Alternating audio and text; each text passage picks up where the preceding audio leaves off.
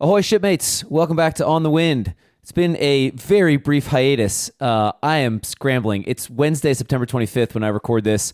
I'm headed to the U.S. in about a week.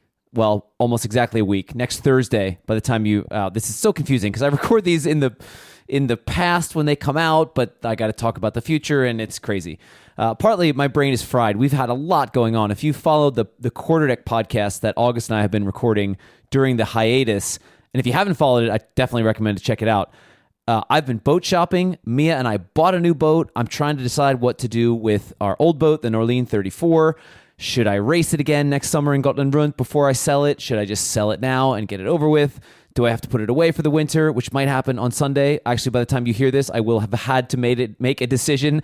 So all this is like crazy. It's super fun. I mean, I am absolutely not complaining. We're having a blast. And I'm really enjoying myself. But all of a sudden, I'm out of time, and the boat show is right around the corner. Speaking of which, this episode is kind of a preview for the workshop that Blue and Brady and Mia, me, and August are hosting up at Ram's Head in Annapolis during the boat show. Friday, October 11th, we're doing this, we're calling it Offshore Cruising Distilled, the shit that matters most. You hear August and I talking about seamanship and how to sort of boil that down, and we're going to do our best to do that in front of a live audience. We are also live streaming it. So if you're in Annapolis, it costs $50. Come and see us live and in person, hang out, hear us talk about seamanship for half a day. If you're nowhere near Annapolis or anywhere else in the world, we're going to be live streaming it, hopefully both on the Cruisers Academy YouTube channel and on 59 North YouTube channel. We're figuring out the logistics of that right now, one of the other things on my list. So if you can't make it to the boat show but still want to see us and see us live and participate, even though you're not in the room, stay tuned for details of that, which we'll post on the website and I will definitely talk about on the podcast. Although I think there's only 2 episodes coming out before the actual event. Actually, 2 episodes. Man, crazy times. All right, so again, all the events, not just that, we're doing a bunch of other stuff at Boat Show. We have the booth, we have a woodwind sale on Sunday, we have the crew party Friday night, we've got Mia's Women's Happy Hour on Saturday. If you're in Annapolis, we'd love to see you at some or all of those events. All that information is on 59-north.com/boat show. Check it out there. Off to today's episode. Until next time, hold fast. On the Wind is presented by Forbes Yachts, our old friends from Annapolis, who I'm about to see very soon at Boat Show. Forbes, besides his brokerage listings, is the dealer for X Yachts, and I actually went and looked at an X 4.3 with him in April that one of our former crew was interested in buying, and man, is it a cool boat. It's like a mini Falcon. Super fun, super fast, really high-quality Scandinavian built. They're built over in Denmark, just opposite of Sweden, where the Hallberg yachts are built. Check out Forbes' listings, and Forbes, remember, can buy or sell any boat, not just ones he is listed. So check him out. Go to ForbesYachts.com. That's FORBES, ForbesYachts.com. If you're in Annapolis, go and look at boats. If you're at the boat show, come and watch us shoot the cannon off of one of the X yachts in the boat show this year. And thanks again to Forbes for the continued support of On the Wind. On the Wind is also presented by SailTies, a free app that makes it easy to record all of your sailing experiences in one place. A digital record of all your voyages, certificates, crew, vessels, and clubs. No more adding up miles in a paper book that can be easily lost. With just 2 taps, SailTies generates a beautiful memory of each trip that is fun to share with family and friends. The app runs in the background without internet connection and uses very little battery. Co-founder Tom explains, for us, sailing is about genuine real-life experiences together in nature, not being glued to your phone while a dolphin swims past. SailTies is free to use with an optional SailTies Plus subscription to unlock even more from your voyages, including automatic historic weather data and grouping voyages into collections. Check out the SailTies app online at sailties.net or look for it in iOS or Android. Just search for the SailTies app. There's going to be lots more happening between 59 North and SailTies as we are partnering with them to do some really cool community building type things, custom maps, all the rest. That's going to roll out at Boat Show or around about that time. So stay tuned for more between 59 North and SailTies, and thanks to SailTies for sponsoring this episode of the show.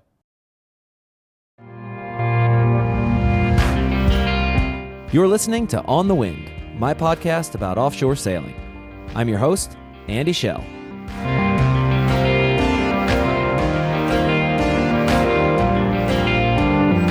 Blue and Brady of Cruisers Academy return to the podcast to tell some sea stories. This episode is an adaptation of a video that Mia and I filmed with them a few weeks ago, us on Falcon in Sweden, them at their shore base in Tahoe as we started prepping for our boat show workshop coming up in Annapolis. We talk about some of the gnarliest things to happen to us at sea and on boats and had a lot of good laughs to boot. Check out the workshop at 59-north.com/boatshow.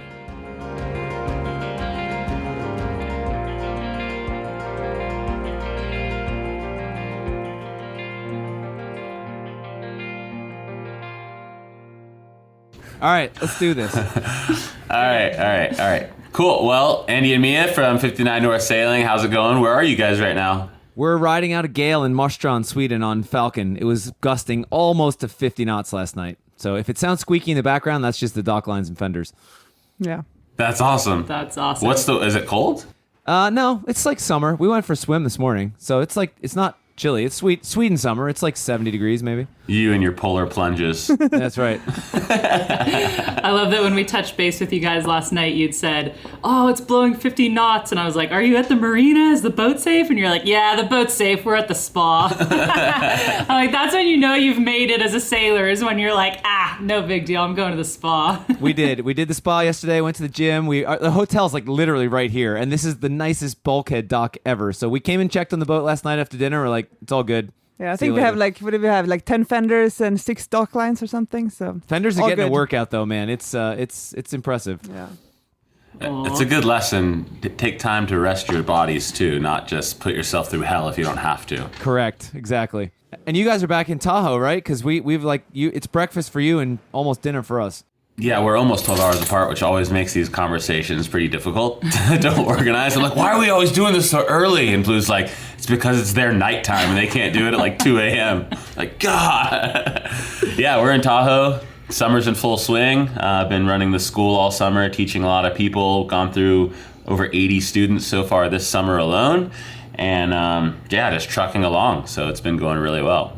And yeah, we're getting ready for the boat show. So we're excited to see you guys there. I know, it feels like you guys have been really busy. We've been in season. This was our first trip we did together since Axel was born. So first time we sailed together for work in 5 years.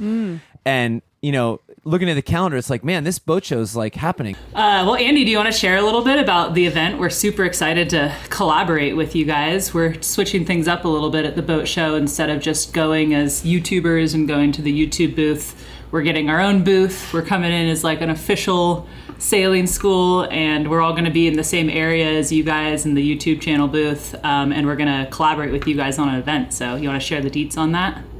So it's Friday, October 11th. We're hosting a half-day workshop with you guys called Offshore Cruising Distilled, the subtitle, The Shit That Matters Most.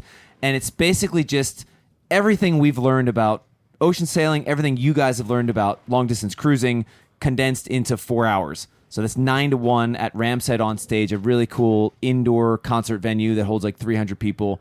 And we're trying to get people in and out, but give them just the essentials of what we've learned. So we decided to split the seminar into basically 3 parts. Mia and I, we're going to start the session with doing, our thing is ocean sailing. We do these long distance passages. We don't spend a lot of time coastal cruising. So we're going to talk about the way I model seamanship through learning how to anticipate and then how to adapt. As you said, Brady, you love talking about weather. So do I. I think a big part of anticipating is anticipating the weather. We'll talk a lot about that. We're going to talk about boat prep and specifically mental prep to how to get yourself mentally prepared for this sort of thing and the ups and downs of ocean sailing.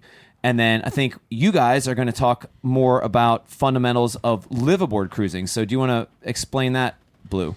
Yeah, so we were thinking, we kind of came up with a top 10 list of, if these were the main things that we could teach people and distill it down to share. So it's going to cover everything from mindset, which is huge, as you mentioned, mindset, having realistic expectations, and then also talking about our favorite gear that we have on board, and also the skills that we think people should spend the most time focusing on and perfecting before they actually get out there and go cruising. Cool, love that. And then we're going to kind of bring these two things together where we're going to do a panel discussion that I'm going to moderate with you guys and some special guests we're going to have there, and then we're going to open it up to audience Q&A afterwards. So it's going to be a nice sort of 3-part thing where we take a little bit of this, a little bit of that, and then blend it all together with all these varied experiences at the end, and then let people answer questions. I'm really excited about doing this. We've done these type of events before, and it's so different than talking to the camera like we're kind of doing right now. To have an audience of people that you can feed off of and that you can inspire face to face, it brings everybody up. I love it. I can't wait. So I'll put some links below in the description for the YouTube video that will lead people to where they can buy tickets, and also more events like the nitty-gritty times, dates, all that kind of stuff for both the event and the party. Yeah, so last year we had a really good party on the Friday afternoon, and it's starting at 5 already, but if people are at the show, they can come afterwards. And it's basically come and grab a beer, hang out, share some stories, and if we're lucky, Matt's boat, Marie Tharp, is going to be there as well, that you can get a tour of. The infamous Matt Rutherford. Yeah. And then Mia, you're hosting again your women's happy hour, women's event that we started a few years ago. Yeah, so we have a tradition at the boat show on Saturday night to host a women's happy hour, and that will be very close to the show. I think it's going to be right next to the show, but we still have to confirm the location. But Saturday evening, just again there, come and grab a beer, share some stories with amazing women who are going to be there. So. And you just got off of one of your trips you just did was the women's trip from Bergen to Amsterdam. Yep. So since 22, we've hosted a women's sail every year, and it's just really cool to get together with so many amazing women in one room. And last year when we had it, or 2 years ago when we had it, the atmosphere in there was just absolutely fantastic. So really excited to see that again. But we're like most excited because you guys, we're used to doing this stuff by ourselves, so having you guys help plan it and also help deliver it is going to be super fun. So I'm very much looking forward to doing this together instead of on our own. We also understand that not everybody travels to the boat show or can travel to the boat show, so we're going to live stream this year, which is going to be new for us, but it's going to give an opportunity for, we want to try to meet the widest audience. It's part of the reason we're working with you guys. We have similar mindsets, we have similar philosophies on this. Let's try to reach the most amount of people. And why not live stream it? So live stream tickets will be available. You'll still have to buy a ticket for it. We don't have all the details set up just yet, but we're going to live stream it. And if you want to buy a ticket to the event, but you can't make it in person, you'll be able to do that. Well, yeah, in the theme of the event, the shit that really matters, we thought it would be fun to record. I'm sure that when people find out you guys are sailors, one of the main questions you get is like, oh, what's the craziest thing you've ever seen at sea? Like, I have people ask me like, oh, have you ever gotten stuck in a hurricane or like gotten boarded by pirates? And it's like, well, most of that stuff can be avoided. It's not really like that, but stuff can go wrong. And so, it does. And so I thought it'd be cool if we each kind of shared our craziest or scariest moment from sea when something stuck out and there was a lesson of seamanship that came from it. I love this. I love this idea. I mean, there's a lot of stories of things that have happened over the years, from dragging anchor to things, water makers exploding and shooting hot water straight into the inverter, which then sparks, and then you don't have power on the boat. A lot of things that you can cover, but I do want to cover one just about weather, because I really love talking about weather and how, unpredictable it can be and how you always have to be prepared. So this one, we were specifically crossing from Chagos, which is the middle of the Indian Ocean, and we were trying to make our way to Madagascar. And it's about a 1,400 mile sail. The Indian Ocean is notorious for, you look at the forecast and the grid files and it'll show like 20 to 25, and then it actually blows like 35 to 45, like consistently. And we didn't know that until we were sailing across it. You're like, these are always wrong. So we were during the crossing, a couple days in, that's probably about a 12-day crossing with us doing 5.5 knots or so. And halfway in, we started to see this low pressure system out of season start to form pretty south in the southern Indian Ocean, and it was tracking north, it was going to cut us off. So we were going this way, and it was coming kind of up from the bottom. And we saw it 5 days out, which is great, but it also sucks. Because then you're like, okay, we have so many choices to make. Do we veer away from this thing and go north? Do we heave to, try and make it pass us? Do we try and speed up and go in front of it? And you're kind of second guessing. Every time you check the forecast, you're figuring out what to do. So our decision was to stay on course, keep going, make the boat as safe and comfortable as possible, and see how it developed. And if we had to go through it, we had the tools, we had the storm drogue, we had all the stuff available to make sure that we did it safely.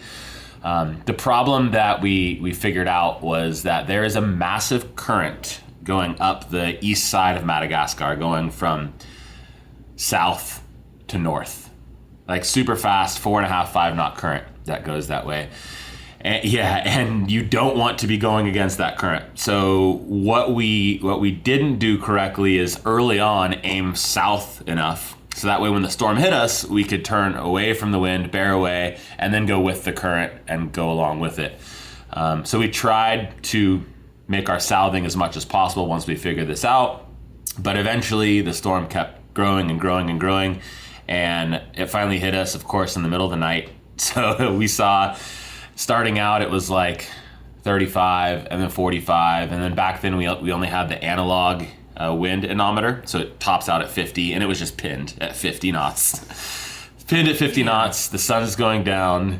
And just the noise and the terror of like the energy in the air. The wind just like becomes an animal and it has this noise to it. There's huge waves breaking. Occasionally you'd see a wave if we put a spotlight out, and they were at least 10 meters, so above the spreader, high up, and we were just trying our best to keep them hitting us at the beam or aft of the beam, so that way we didn't go too far and slam down. And if we went too far away and ran with it, then we had the possibility of pitch pulling. So then you're in the storm situation, you're like, oh shit, should we turn and run with it now? And we thought about that, but then you have that problem. You can throw a drogue out and you can kind of slow yourself down, but then we would have either ended up in the Seychelles or, worst case scenario, Somalia.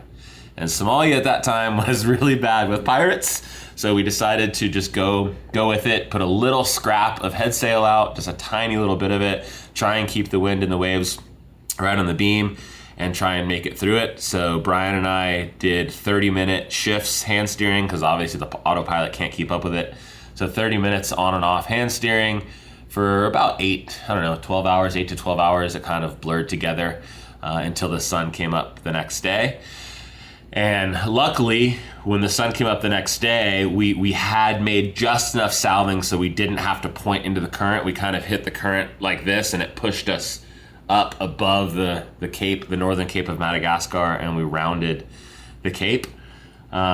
Nothing specifically broke except, I think, people, like our emotions and how tired we were, and anxiety and panic. And I mean, it was the first time ever we had to close the whole companionway up, the whole hatch up.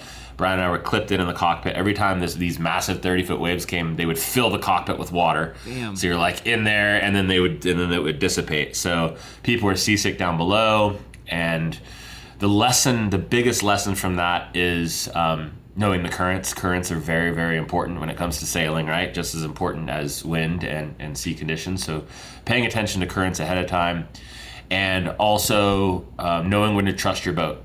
Like when to just sit back and be like, this boat can handle it. I'm going to break first, so I need to take care of myself and rest as much as I can, or eat, instead of freaking out and worrying about the boat breaking all the time. If the boat's going to break, it's going to break, right? So you kind of have to focus on trusting it, and then focus on yourself, which we didn't do very well, which led to exhaustion and anxiety and all kinds of stuff like that. So those were the two biggest lessons from that specific storm. That's gnarly, man. Yeah, still, all the miles I've sailed, I've never sailed in anything that serious for that extended amount of time. So that's, no thank you. People say that when they sail with us, we want to see heavy weather. It's like, well, are you sure? No, Can't get off. People always say that to us, like, let's get out there. It's like, well, the thing is, you don't really do that to your boat, especially when it's your home. You know, you're always trying to be conservative, but yeah. I mean, eventually it will happen to you, and like what we teach is slow is smooth, and smooth is fast, right? So like you say, be prepared, think about things. Knee-jerk reactions are the ones that are going to make mistakes. So slow down, assess the situation, even if it's a week out, and make the right decisions, which will help you out in the long run. But yeah, being in that definitely taught me a lot. And during it, you're like, this fucking sucks. I don't want to be out here. I'm going to get on a plane when I get to Madagascar. We're done. And then you round the northern Cape of Madagascar, and you're in the protection of the wind, and the sun's setting, and it's flat, and you're like, that was the coolest thing I've ever been through. 100%. Totally. Every time. So it's one of those weird adrenaline rush things. All right, Blue, you want to tell us a story? I want to hear Andy's first. All right. All right. Well, so I don't have a ton of dramatic stories. I mean, probably the most dramatic was actually a medical emergency when I got appendicitis offshore. Ooh. But I'm not going to tell that story because I've told it a million times before. That's my worst nightmare, by the way. It's terrifying. Yeah. So I'm still here. It worked out. But what the story I want to tell is actually probably the most challenging trip I've skippered, but also with like the best outcome. Like it was a chance for me to like put all this stuff together, and we actually accomplished what my goal was. And prior to this, it was the most challenging trip was going up to Svalbard when you guys met us up in Longyearbyen. Like that passage was really challenging, and I was proud of that and everything. And that gave me the confidence to like go further. So last summer, the first year on Falcon, I skippered a trip with James the Sailor Man of YouTube fame. He was along for the ride. We went from Newfoundland to Greenland and then on to Iceland. So you have this 2 big ocean passages. So 800 miles from Newfoundland to the southern tip of Greenland. Then we did some cruising through the Prince Christian Sound, which is like a 70-mile fjord through the mountains. It was unbelievable. And then another 800-mile passage across the Denmark Strait, which is like a notorious stretch of ocean to get to Iceland. So the challenge was like, it was all the things you always have with a cruising trip, but then it was ice, it was cold, and it was fog, and it was now, like, I'm not... In combination, but also I'm not used to, I think what you guys do, coastal cruising, is in a lot of ways more challenging than offshore sailing. More stuff to hit. As soon as I'm out of the harbor, as soon as I'm out of the harbor in deep water, I can just chill. So anyway, we leave St. John's and point the bow north. We had a beautiful light air sail for the first half, and we were there was like on the ice charts, there was like a band of like icebergs and icy stuff about 60 miles out from where we were going to make landfall on the coast. And unlike Svalbard, it gets dark in Greenland because the southern tip of Greenland is actually at the same latitude as where we are now in Sweden, 59 degrees north. But we were there in August, it gets dark at night for a few hours. So I was trying to time that arrival, not the landfall arrival, but like the arrival to the outer band of ice, trying to time that in daylight and ideally no fog. I couldn't help the fog, but we could help the daylight. And also wanted to set us up in a position where we could, when you're navigating through ice, especially in open water like that, if there's any wind, you want to put yourself in a position where you can turn the boat right or left, which means like if you're close hauled as you enter that, you can only tack.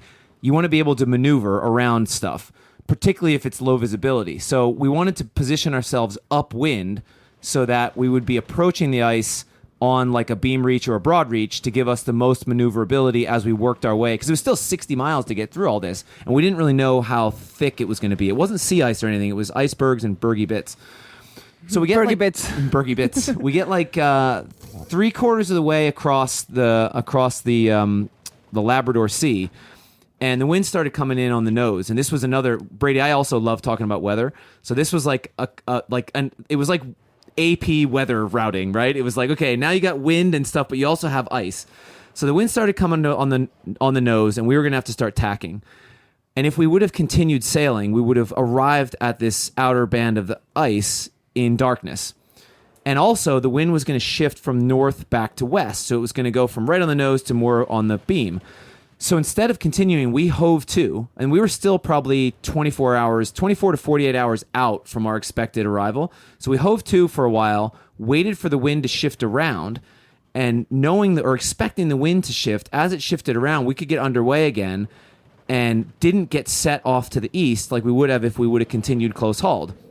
And as the wind continued to shift, we continued to aim left or west of our destination to get ground to windward. So like even if we could have pointed right at Nanortalik, this little village we were going, we could have done that on a beam reach. I brought the boat up and sailed on a close reach, almost close hauled, to gain ground to weather, so that when we got to the ice edge, it was going to be in the right wind angle.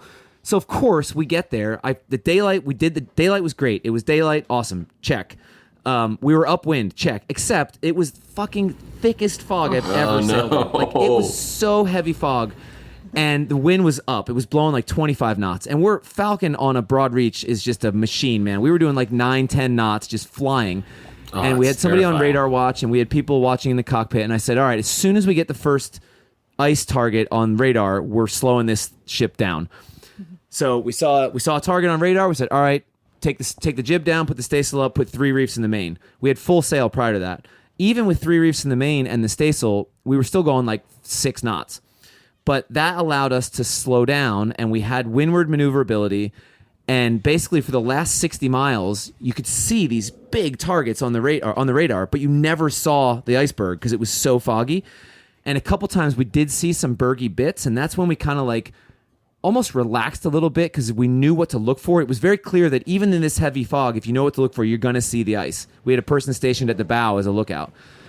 So as we sail closer and closer, it turned out it was a beautiful day in Greenland because we got to there was like a group of sort of outer islands, like barrier islands, and we got in past them, and all of a sudden, like through the mist, we started seeing icebergs. And it was like, oh shit, look at that. That is so cool. And then we started seeing like if you looked up, these mountain peaks in the distance. And then all of a sudden, like passing through a curtain, we sailed out of this fog bank, and it was like a bluebird sunny day, and we're surrounded by like sawtooth mountains and icebergs everywhere and the little town. And it was like, still the most magical landfall I've ever had because of like the combination of the degree of difficulty, the different challenges that I'd never had to do before, and the just amazing scenery when we got there. It was like such a feeling of gratification and like satisfaction. Yeah. And any landfall is satisfying, but especially the challenging ones. I mean, you just said it yourself there, like in Madagascar, it's like, man, that was really cool. And I think the takeaway for me for that is like all this stuff I've read about, all the things I've learned, all the things I've studied, like it paid off in that moment. And that was like the payoff. Because it wasn't that stressful. And that's the point. That's what we're trying to emphasize. It was difficult, but like we knew what to do, and it was cool. So that the trip to Iceland, the postscript to that was we got the shit beat out of us on the way to Iceland because it was like upwind the whole way. But we made it. It was fine. Another good landfall. But that's still, I think I'm most proud of that first passage and making landfall in Greenland. That's probably the trip I'm most proud of as a skipper. Sounds like a scene out of a movie. Totally. Like I could just picture you coming out of the fog and you're in this like fairy tale paradise with green cliffs and icebergs, and wow, that's cool. Truly. Yeah. It was very, very, very cool. Oh yeah, the ice is a whole nother beast. You know, I know when we went to Svalbard with you guys and you're like, oh, we hired this ice forecaster to be keeping an eye on where things are, and I'm like, whoa, that's a whole nother aspect that someone can specialize in, you know? Totally, another variable. Yeah. All right, Blue, what's your story? All right, well, let's see. Yeah, I agree, Andy. I mean, I think that if you're well prepared, you can avoid most stuff. So, you know, in like the 20,000 nautical miles I had on Delos up until the point of this story, I didn't really see any, you know, super crazy weather or anything like that. But when we were doing our lap of the North Atlantic on Delos, we had just kicked off the first leg. We left Florida. We were on our way to Bermuda. And I think it was like about 1,000 nautical miles of the passage, and we were a little more than halfway coming into the Bermuda Triangle, you know, so we're all kind of like, oh, what's going to happen here? And, you know, coming into night watch.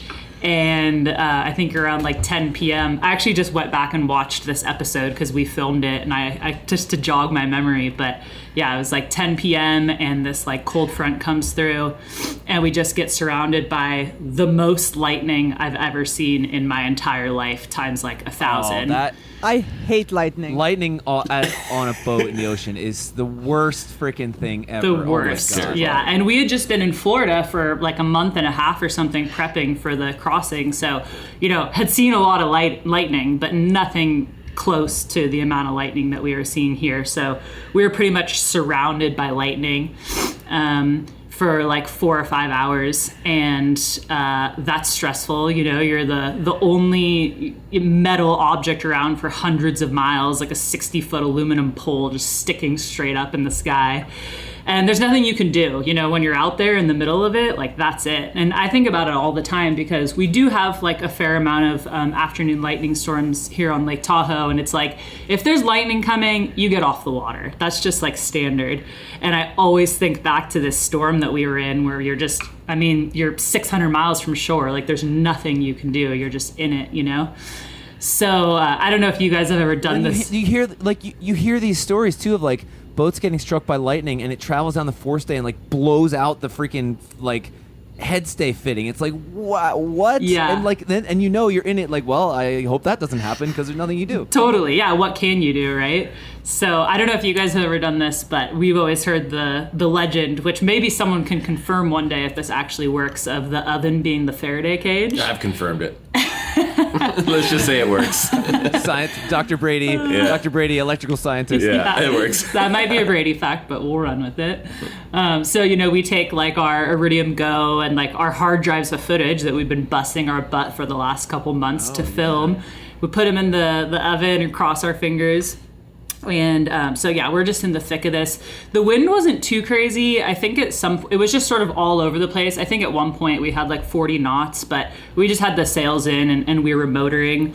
But yeah, there's footage of it. I mean, we just let a GoPro run in the cockpit and just like flash for like 5 hours all the way around the boat. And at one point I was sitting in the cockpit, in the companionway. And I'm looking up at the mast with my camera and I'm kind of just like rapid firing photos.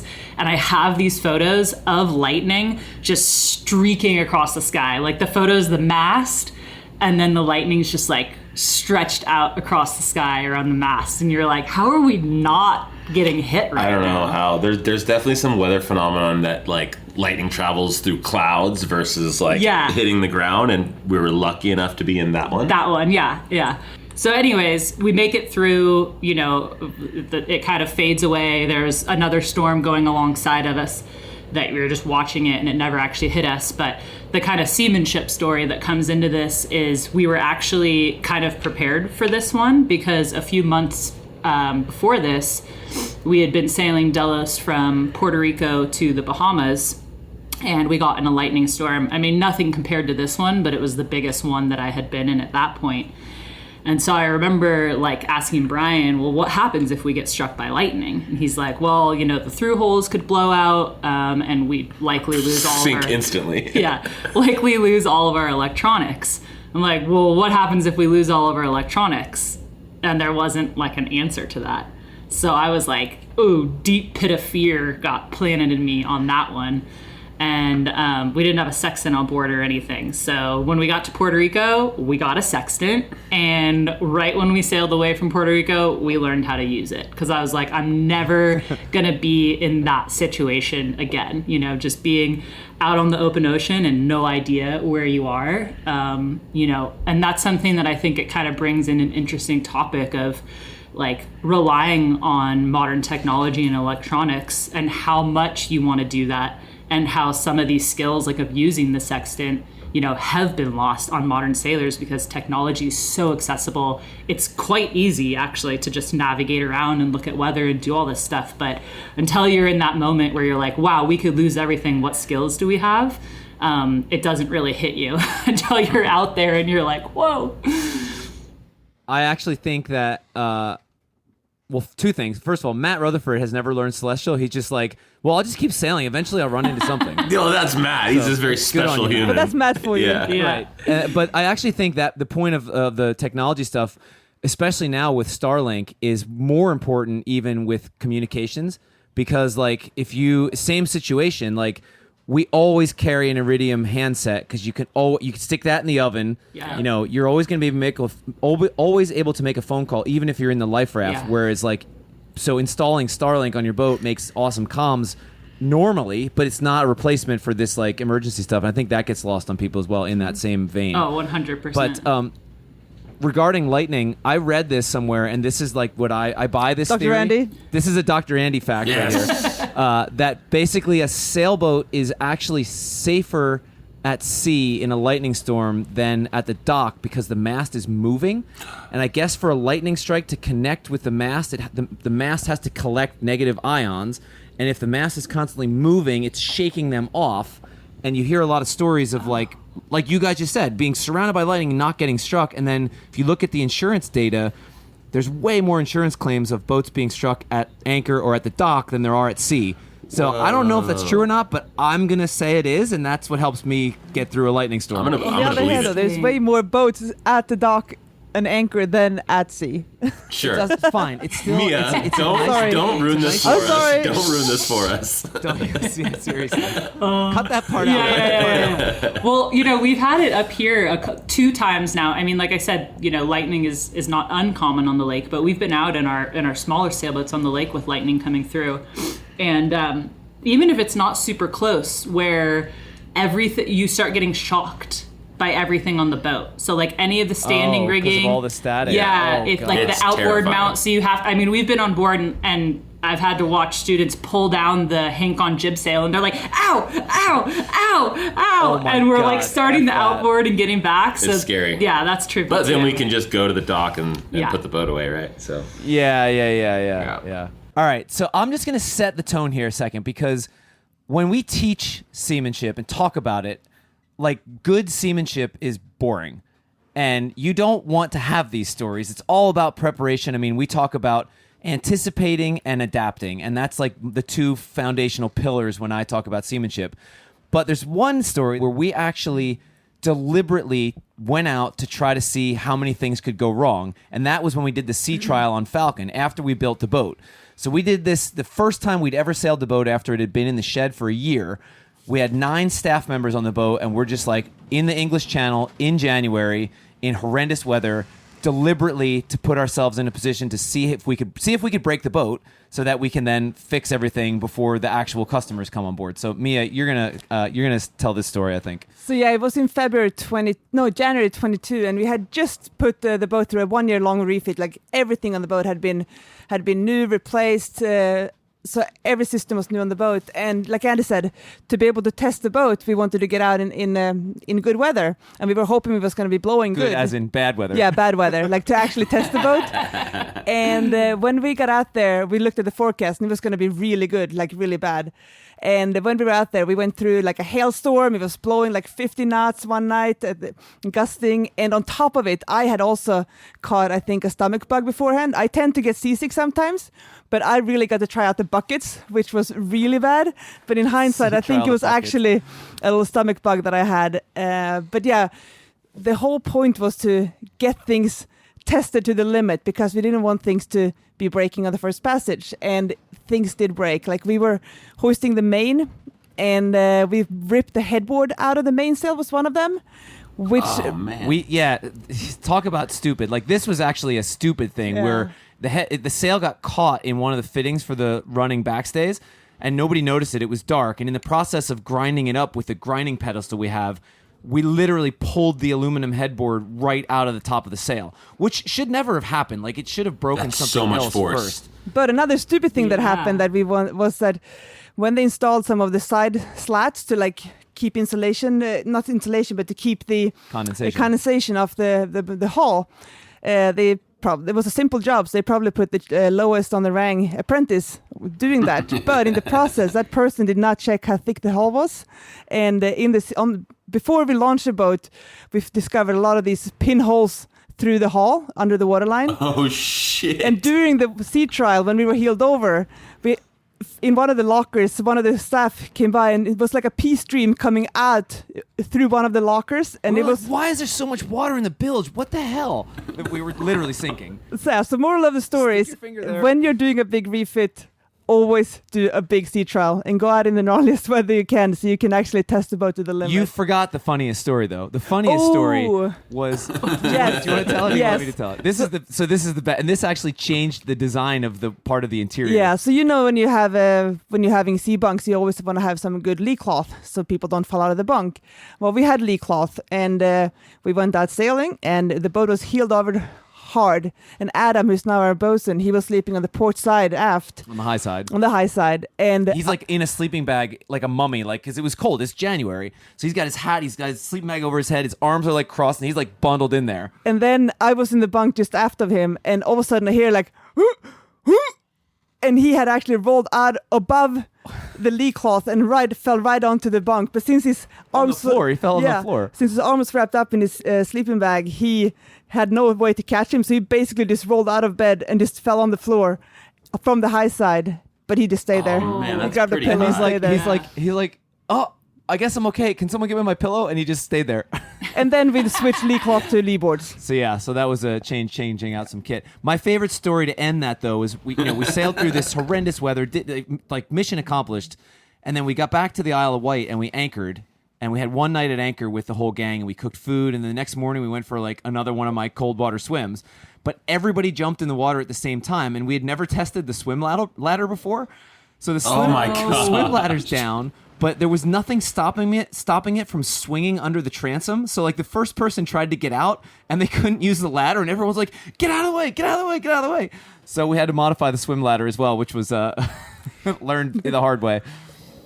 Oh my gosh. One time when we were in the Atlantic, we were sailing. It wasn't even that rough of conditions, but like a rogue wave came totally out of pattern and hit like on the beam of Delos.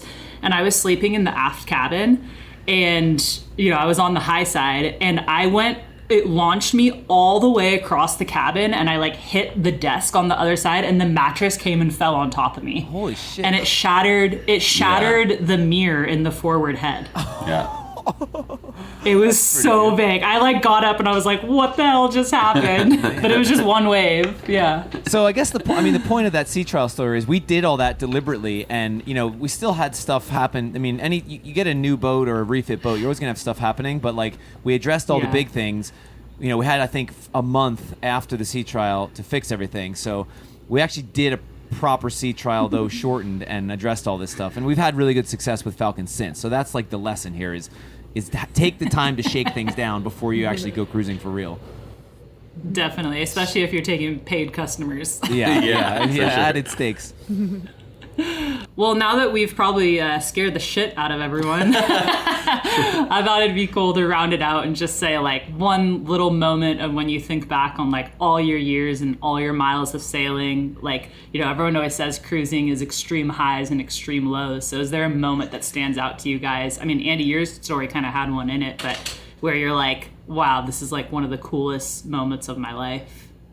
You want to go first? Should I start? Yeah. Yeah. To me, one thing that I realized was that I love stargazing. And in Sweden, in the wintertime, we have amazing stars. We live in the countryside. You can see like really good stars, but it's always so cold. So like you're spending maybe like a few minutes out there until you're like frozen. And then I realized, I think it was just last year it dawned to me that like when you're offshore, like crossing the Atlantic, and it's no light pollution out there, and you can actually lay in the cockpit looking at the stars in shorts and t-shirts, and you can be out there for hours and just enjoy it. So to me, like seeing the stars offshore in shorts and t-shirt really is a special moment. And we had a passage this winter. It was from Portugal down to the Canaries, and every single night it was just absolutely amazing stars, and like you could just see the Milky Way. Everything was so clear. So yeah, stars to me is always really, really cool. It's a good high. Yeah. How about you guys? Brady? Meeting Blue. That's what she's. I told him to say that before. No. She's like, that's what you're gonna say, right? For me, it's definitely sailing to the most remote places are the highs. Like specifically, what stands out in my mind is pulling into an island called Tana in the Solomon Islands. No, in Vanuatu in the Pacific. And we were coming in at night, beautiful trade wind conditions, so it's warm, 10 knots of breeze, just cruising along real slow, no swell, and then in the distance you see a volcano slowly pulsing and going off. Oh, wow. And then like you get to this place and you drop anchor at sunrise, and there's like a true traditional old school Vanuatuan village that comes out and greets you and paddle dugout canoes, and like you can barely speak to each other, but then it's just on, right? Like you're hanging out, you're swimming, you go in and they want to show you everything, they cook for you, take you climb the volcano, and you see the volcano going off in front of your face. It's those moments of like the exploration side of cruising that have always given me the most chills or appreciation for the hard parts, for what happened, because you feel like nothing else matters and you're just in the moment and you've almost time traveled in a way. Totally. I love that. Yeah. Cool. Yeah, I'd say one that really stands out for me is a couple winters ago, we sailed Lentica from San Francisco down to Mexico, and it was ironic because it was like the biggest winter in California since 1950 that we decided to do this. So we did leave a little bit late in the season, which didn't help, but and it was like really the first, push of like the offshore part of the sailing school. So we had guests on board and it was just a lot of stress. And we were, when I left home the first time to go cruising, I wasn't really leaving anything behind, and leaving the life that we've built here behind was a lot harder mentally for me this time. So, we shove off, and for, a month going down the coast of California, it was either like 60 knots of, pissing rain or 0 knots of wind. And that was like our whole passage down the California coast. So it was pretty much like motor, get into port, tie up at the marina, and then it's just like dumping buckets of rain for the week. And then you go back out and motor some more. So that was like a really, mentally it was so hard for us, for the business, our relationship. We had guests on board. It was like, it really pushed us to the edge. Meanwhile, back in Tahoe, again, best winter since 1950. So all of our friends are just getting like face deep pow every single day. And we're just watching them like, oh my God, like we're missing this, So definitely questioning like, what are we doing with our lives? Is this what we want to be doing? So anyways, finally, once we get into Baja, we kind of got out of the weather pattern. And, we stopped along the way, but we pretty much had like 1,000 miles of downwind sailing, flying the spinnaker, all day and all night. And it's just crazy how, like, I remember waking up one morning for sunrise, and it was like the most beautiful sunrise. And I'm just out on deck with the spinnaker and my coffee, and like the whole last couple months of bullshit, it's just like, it just feels like washed away. Like every wave that like comes over pushing the boat, it just like takes away like all that stress, and you're like, yeah, this is why we do it, And well, that you wouldn't have that without all the bullshit. That totally makes the good feeling even better. So that's kind of the beauty of it, is the ups and downs. Yeah. That's for me too, experiencing all that. For sure. And that's why I love sailing so much. I mean, sailing's fun and I enjoy it, but for me, it's been the coolest conduit for learning about life, because it will push you like so hard to these crazy extremes, and like it just builds so much character in you because you have to like endure, and then you get those crazy highs. So it's like, that's what sailing is to me, So my crazy high was actually recently. My last transatlantic I did on Falcon. This is our second season with this new boat. I've gotten more and more comfortable, confident with it. And we had an absolutely perfect trade wind, Cape Verde to Barbados, 2,000 miles, just unbelievable weather the whole time. Like what you get in the brochure, 15 to 20 knots, sunshine, not a drop of rain. And we put the kite up. The spinnaker on Falcon is 3,000 square feet. It's huge. Whoa. So we put the kite up towards the end of the trip, and by then the crew's in their routines. I was confident in everybody, so we were leaving it up overnight. And I think the last 48 hours we had it up pretty much continuously. And we made, like, we spotted Barbados. The moon was out. We had the spinnaker up, and the wind was starting to build a little bit, but still the sea was calm and like from the same direction. Falcon would lift up on these waves. We were probably sailing 10, 11 knots, like in flat water, and then we'd lift up on these waves and catch these like long surfs. And we would every surf we'd hit 14, 15, 16 knots. And then it would slow down to 11, and then again 14, 15, 16, and it was like light on the helm. The moon was out. It was just, you could see like the glow from the island over here off the port bow, and it was just one of those moments where you're like, all right, we're almost at the end of this passage, but yet we don't want this to end. Totally. This is like the best night of the trip so far. We covered 88 miles in 8 hours. Wow. So that's like an 11 knot average. And then we did, in one span in the logbook, we covered 14 miles in 1 hour between one log to the next. So we averaged 14 knots for an hour. Whoa. And it was just like perfect, like drama-free, perfect sailing. And that's like, that's why you do it. That's why you do it. So cool. That's why you do it. Totally. But I think that is, to wrap it up too, like the contrast of like the real, like you said, Blue, the really, really shitty days when things just suck and you just wish you would be laying on the couch eating chips. And then you have these really, really highs that just kind of blows your mind. Yeah. I think that's the beauty of it. I think every passage I do, I probably feel like I wonder why I do it, but then I also really understand why I do it. I know exactly what you mean. You're like, why? And you're like, oh yeah, this is it. This is why.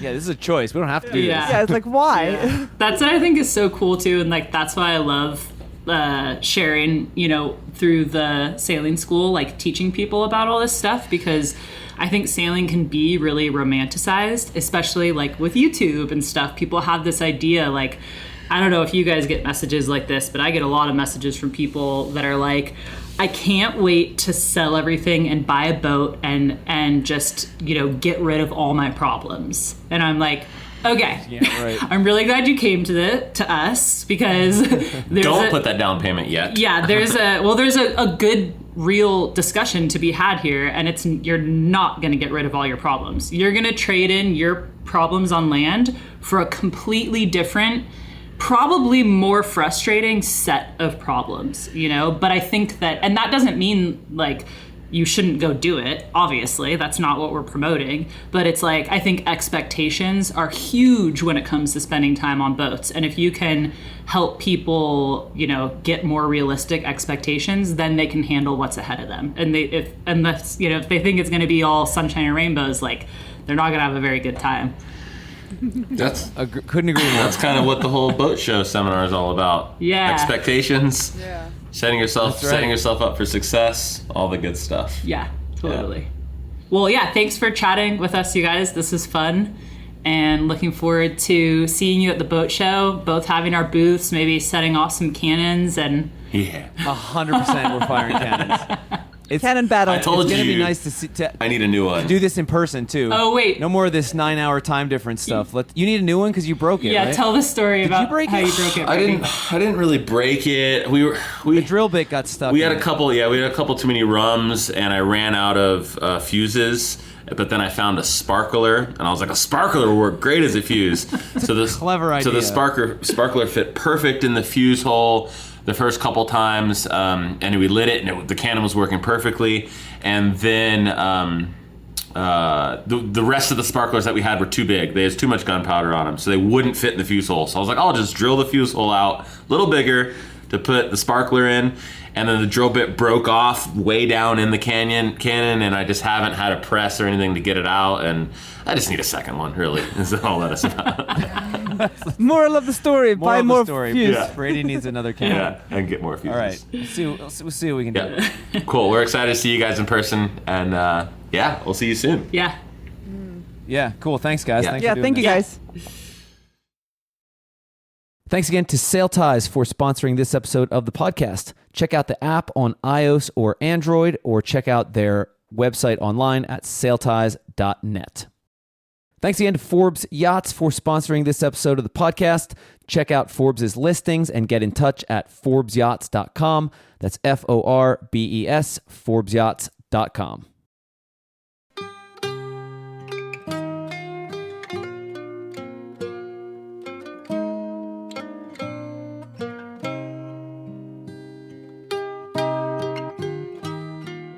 On the Wind is the podcast about sailing, created by 59 Degrees North and hosted by me, Andy Schell, and also by August Sandberg, Emma Garshagen, and occasionally Ben Doer. The show is mixed and produced in Frederick, Maryland by Lee Cumberland. Ads are read by us, the hosts, and occasionally by 59 North's bosun Adam Brown and podcast producer Lee Cumberland. Episode artwork and website show notes are done by Laura Parent in San Francisco. The intro theme music is composed and performed by former podcast guest and musician Cameron Dale, while the outro music you're hearing now is, of course, by our friends, the Stormweather Shanty Choir.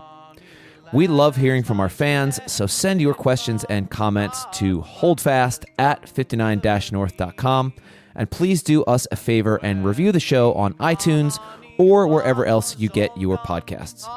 Until next time, hold fast.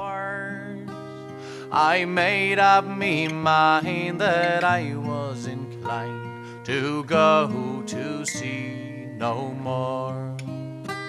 No more, no more, to go to sea no more. I made up me mind that I was inclined to go to sea no more. As I was walking down the street, I met sweet Angeline. She said, come home with me, me lad, and we'll have a cracking time. But when I awoke, it was no joke. I found I was all alone. My silver watch and my money too, and my whole bloody gear was gone. Was gone, was gone. My whole bloody gear was gone. It was when I awoke, it was no joke, for my whole bloody gear was gone. As I was walking down the street, I met Big Rapper Brown. I asked him if he would take me in, and he looked at me with a frown. He said, last time you was paid up with me, you took up no score. But I'll take your advance and I'll give you a chance to go to sea once more. Once more, once more, to go to sea once more. I'll take your advance and I'll give you a chance to go to sea once more. Sometimes we're catching whales, me lads, but mostly we get none. With a 20-foot oar in every paw from 5 o'clock in the morn. And when daylight's gone and the night's coming on, we rest upon our oars. And oh boys, you wish that you was dead or snug with the girls ashore. Ashore, ashore, or snug with the girls ashore. Oh boys, you wish that you was dead or snug with the girls ashore. Come all you seafaring lads that listen to me song. When you go a big boating, boys, make sure you do not go wrong. You take my tip when you come off a trip, don't go with any horse. But get married instead and have all night in bed and go to sea no more. No more, no more, to go to sea no more. Get married instead and have all night in bed and go to sea no more. No more, no more, to go to sea no more. Get married instead and have all night in bed and go to sea no more.